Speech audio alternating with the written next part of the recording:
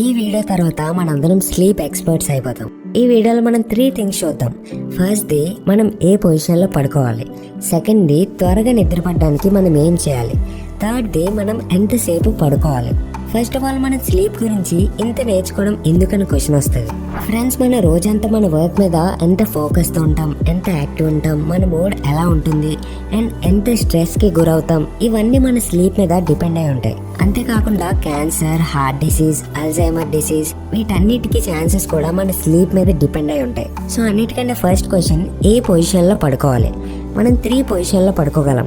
Back position, side position or on your stomach.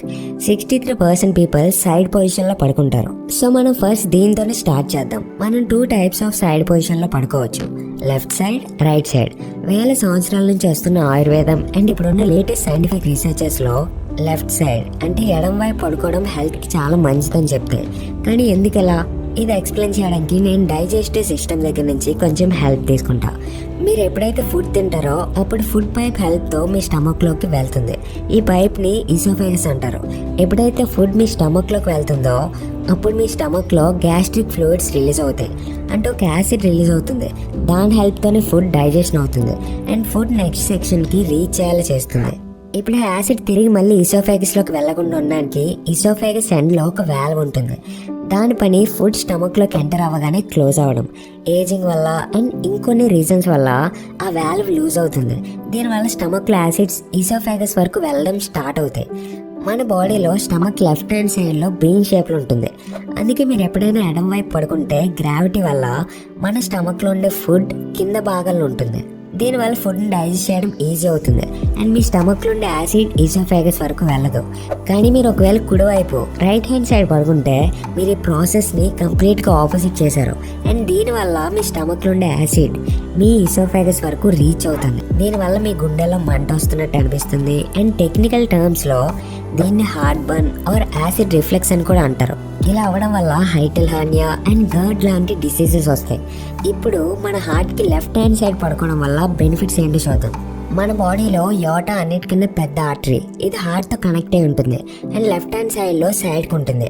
యోటాకి డైరెక్ట్గా heart నుంచి blood వస్తుంది and ఆ బ్లడ్ మన లోవర్ పార్ట్ ఆఫ్ బాడీలోకి వెళ్తుంది. ఇప్పుడు మనం ఒకవేళ లెఫ్ట్ హ్యాండ్ సైడ్ పడుకుంటే న్యాచురల్ గ్రావిటేషనల్ ఎఫర్ట్ వల్ల మన హార్ట్కి యోటాకి పంపించడానికి పెద్ద కష్టపడాల్సిన అవసరం ఉండదు.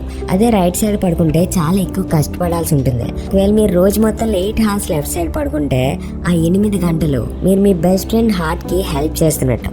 బ్లడ్ సర్క్యులేటరీ సిస్టమే కాకుండా మన బాడీలో ఇంకొక ఇంపార్టెంట్ సర్క్యులేటరీ సిస్టమ్ ఉంటుంది. దాన్నే లింఫ్ అని అంటారు.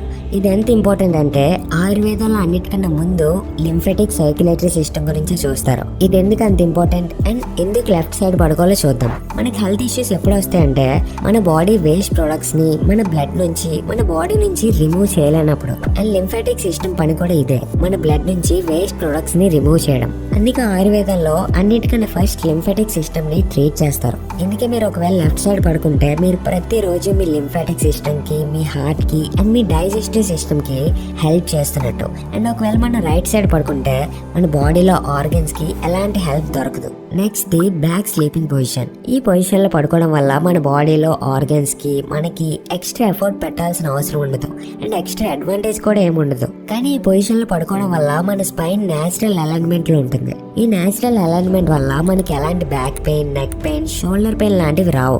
ఎవరైతే ఈ పొజిషన్ లో పడుకుంటారో వాళ్ళకి ఫ్యూచర్ లో డిస్క్ ప్రాబ్లం ఉండదు. ఎవరికైతే గురక పెట్టే ప్రాబ్లం ఉందో ఈ పొజిషన్ లో గురక పెట్టడం ఎక్కువ అవుతుంది. Last sleeping position, sleeping on your stomach. ఇది అన్నిటికన్నా వర్స్ట్ స్లీపింగ్ పొజిషన్. ఇది అస్సలు మంచిది కాదు. అన్ఫార్చునేట్లీ ఒకప్పుడు నేను కూడా ఇలానే పడుకునేవాడిని. సో ఈ పొజిషన్ లో మీ స్పైన్ అలైన్ అవ్వదు, నెక్ వంగిపోతుంది అండ్ దీనివల్ల మీ నెక్ అండ్ లోవర్ బ్యాక్ మీద ప్రెషర్ పెరిగిపోతుంది. ఆ ప్రెషర్ వల్ల ఫ్యూచర్ లో డిస్క్ ప్రాబ్లమ్స్ రావచ్చు and digestive system, circulatory system చాలా ఎక్కువ పనిచేయాల్సి ఉంటుంది. స్లీప్ క్వాలిటీ ఇంప్రూవ్ చేసుకోవడానికి కొన్ని బెస్ట్ టిప్స్ ఏంటి చూద్దాం. మనం పడుకునే టైం. షాన్ స్టీవెన్ తన స్లీప్ స్మార్టర్ అనే బుక్ లో ఇలా చెప్పారు, స్లీప్ టైం అనేది స్టాక్ మార్కెట్ లో ఇన్వెస్ట్ చేసే టైం అంత ఇంపార్టెంట్. మీరు ఎంత ఇన్వెస్ట్ చేస్తారు అనేది ఇంపార్టెంట్ కాదు, మీరు ఎప్పుడు ఇన్వెస్ట్ చేస్తున్నారు అనేది ఎక్కువ ఇంపార్టెంట్. మనకి డీప్ స్లీప్ కావాలంటే కేవలం 2 హార్మోన్స్ని అర్థం చేసుకుంటే చాలు మన స్లీప్ని చాలా మంచి లెవెల్కి తీసుకుని వెళ్ళొచ్చు. సో ఆ 2 హార్మోన్స్ ఏంటంటే మెలటోనిన్ అండ్ కార్టిసోల్. మెలటోనిన్ని స్లీప్ హార్మోన్ అంటారు, ఎందుకంటే ఏ టైంలో అయితే మన బాడీలో మెలటోనిన్ హార్మోన్ ఎక్కువ ఉంటుందో ఆ టైంలో మనకి చాలా బాగా నిద్ర పడుతుంది. అండ్ నెక్స్ట్ హార్మోన్ కార్టిసోల్, దీన్ని స్ట్రెస్ హార్మోన్ అని కూడా అంటారు. ఏ టైంలో అయితే మన బాడీలో ఎక్కువ కార్టిసోల్ ఉంటుందో ఆ టైంలో మనం ఎక్కువ అటెంటివ్ స్టేట్లో ఉంటాం. అండ్ ఒకవేళ కార్టిసోల్ బాగా ఎక్కువ రిలీజ్ అయితే అప్పుడు మనం చాలా ఎక్కువ స్ట్రెస్ ఫీల్ అవుతాం, మనకి నిద్ర పట్టదు. మనం మన బాడీకి 2 కండిషన్స్ ప్రొవైడ్ చేయాలి. First the consistent sleep and Wake cycle, అంటే ప్రతిరోజు సేమ్ టైంకి పడుకొని సేమ్ టైంకి లేవడం. సెకండ్ ది మీ రూమ్ని డార్క్గా ఉంచుకోండి. అండ్ ఎవరైతే నైట్ డార్క్నెస్లో పడుకోవడానికి భయపడతారో వాళ్ళు రెడ్ లైట్ని యూజ్ చేయొచ్చు. Number 3, avoid blue light. Harvard researchers blue light మన కార్టిసోల్ లెవెల్ని ఇంక్రీజ్ చేస్తుంది అండ్ మెలటోనిన్ లెవెల్ సప్రెస్ చేస్తుంది, అంటే డిక్రీజ్ చేస్తుంది అని కన్ఫర్మ్ చేశారు. అండ్ అన్ఫార్చునేట్లీ మన గ్యాడ్జెట్స్, మన సెల్ ఫోన్, మన ల్యాప్టాప్, టెలివిజన్ ఇవన్నీ బ్లూ లైట్ ప్రొడ్యూస్ చేస్తాయి. అండ్ రాత్రిపూట మనం ఈ డివైజెస్తో స్పెండ్ చేసిన ప్రతి గంటకి మన 30 మినిట్స్ డీప్ స్లీప్ తగ్గిపోతుంది అండ్ ఇంకా హెల్త్ ఇష్యూస్ రావడం స్టార్ట్ అవుతాయి. అండ్ ఆబ్వియస్లీ మన ఫోన్స్కి ఎంత అడిక్టెడ్ ఉన్నామంటే మనం వీటిని వదలలేం. మనం రోజు ఎన్ని హార్స్ పడుకోవాలి? నేషనల్ స్లీప్ ఫౌండేషన్ యొక్క 18 ఎక్స్పర్ట్స్ కలిసి మన ఏజ్కి తగ్గట్టు ఎన్ని హార్స్ పడుకోవాలని రికమెండ్ చేశారు.